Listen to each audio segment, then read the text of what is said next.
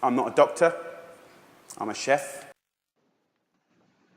James Trevor Oliver completed his secondary education with 2 general certificates of secondary education for art and geology, before earning a City and Guilds National Vocational Qualification in Home Economics from Westminster Technical College, which is now Westminster Kingsway College.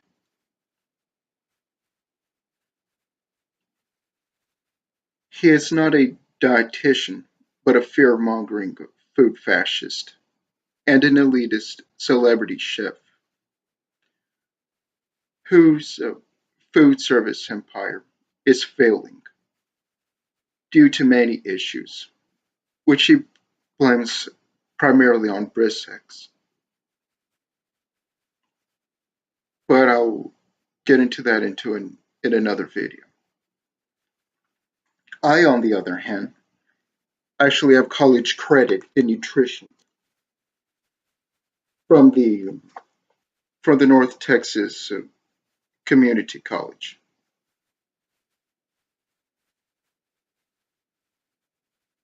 in Corinth.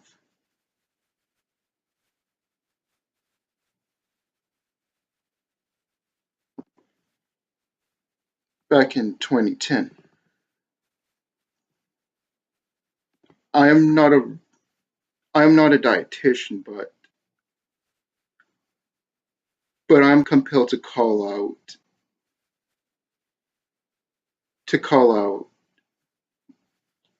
self-serving hypocrites like Jamie Oliver and the misinformation that he spews out.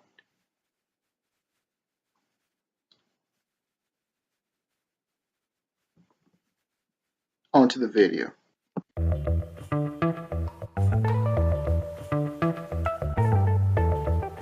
Okay guys, let me bring you into the wonderful world of carbs.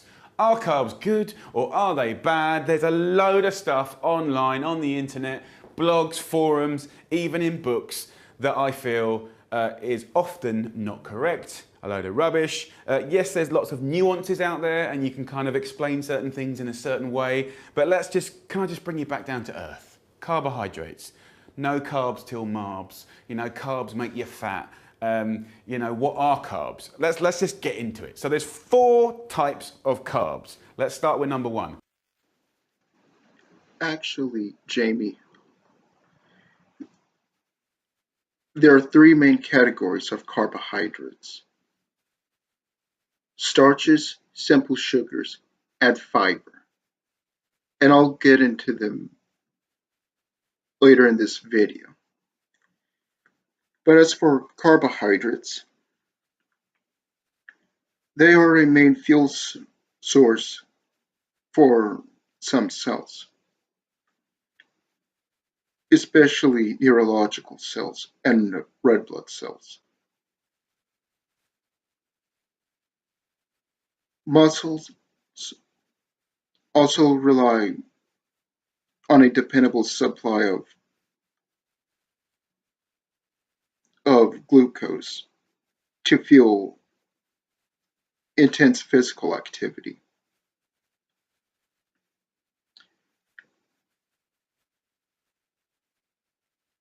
And an example of this would be Michael Phelps,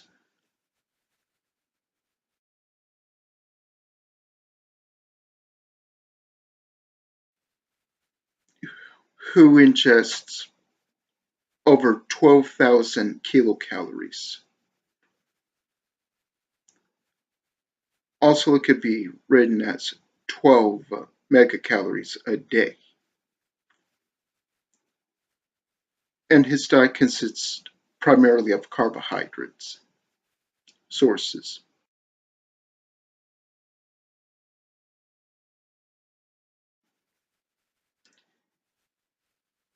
But it's because when he's training, he swims about 50 miles in a day.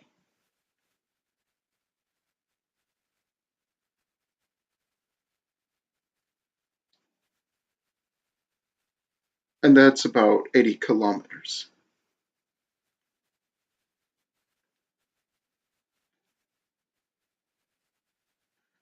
Carbohydrates provide an average 4 kilocalories per gram,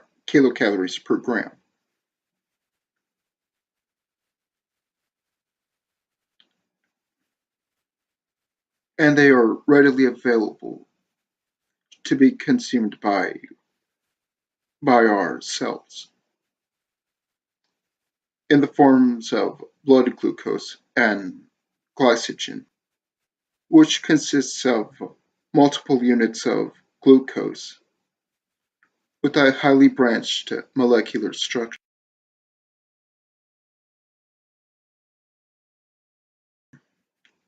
And it is stored and synthesized in the liver and muscles. And glycogen is synthesized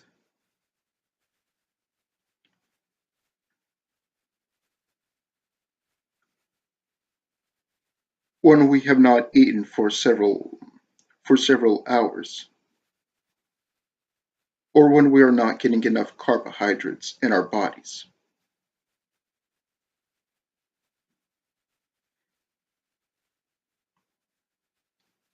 And a regular intake of carbohydrates is essential to our bodies because liver glycogen stores are depleted in about 18 hours if no carbohydrates are consumed. And after that point, the body is forced to produce carbohydrates, and especially glucose. And it does so by breaking down the proteins in the body.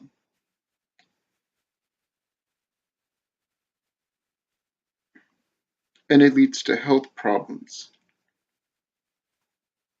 including the loss of muscle tissue.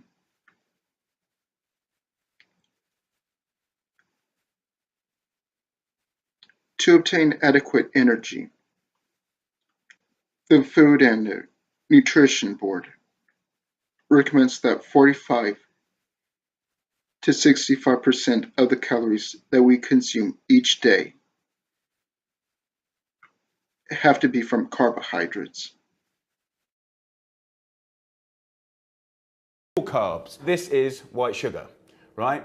Delicious and sweet. It's also any kind of non-refined sugar. So that's brown. You know, a lot of people think that brown sugar is better than white sugar. Well, guess what? It's exactly the same. I'm sorry, it's the same. And I'm sorry to tell you that includes honey and beautiful maple syrups. I'm not saying don't have it. The thing about these sugars here is often they're riddled in processed foods. You're referring to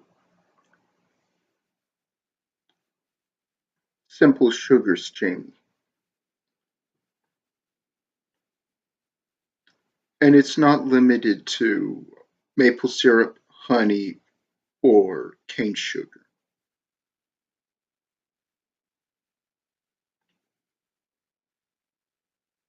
Simple sugars fall into two main categories: monosaccharides and bisaccharides.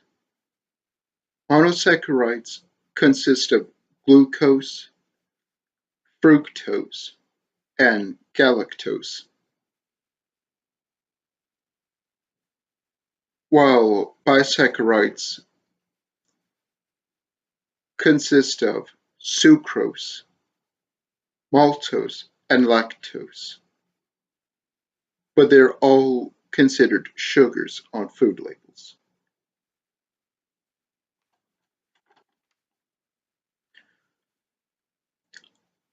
And the enzymes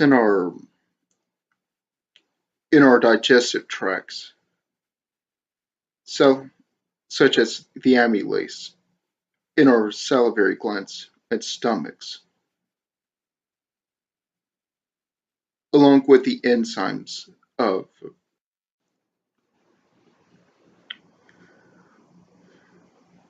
maltase, sucrase, fructase, and lactase convert simple sugars into glucose, which is also known as dextrose, to be used by our cells. We store glucose in the form of glycogen,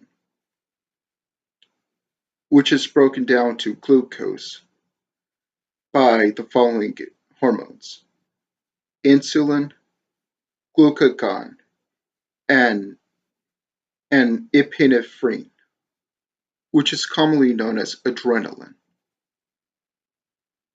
Insulin is produced by the pancreas, and it increases the synthesis of glycogen in the liver and the movement of glucose in the bloodstream into body cells. Glucagon is produced by the pancreas and stimulates the breakdown of glycogen in the liver into blood glucose. Epinephrine, which is also known as adrenaline, is released by the adrenal glands on each of our kidneys and various nerve endings, and it acts to increase the breakdown of glycogen in the liver, which in turn increases our blood glucose level, which makes us more energetic.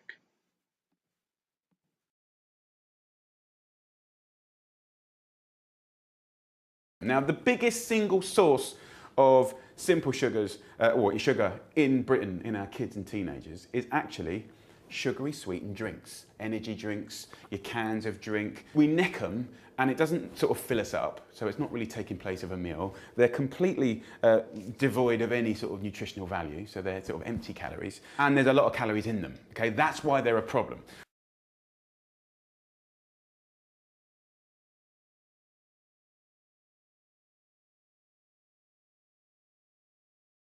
So let's go to complex carbohydrates here. Now that is, you might not believe, white bread, white rice, white pasta.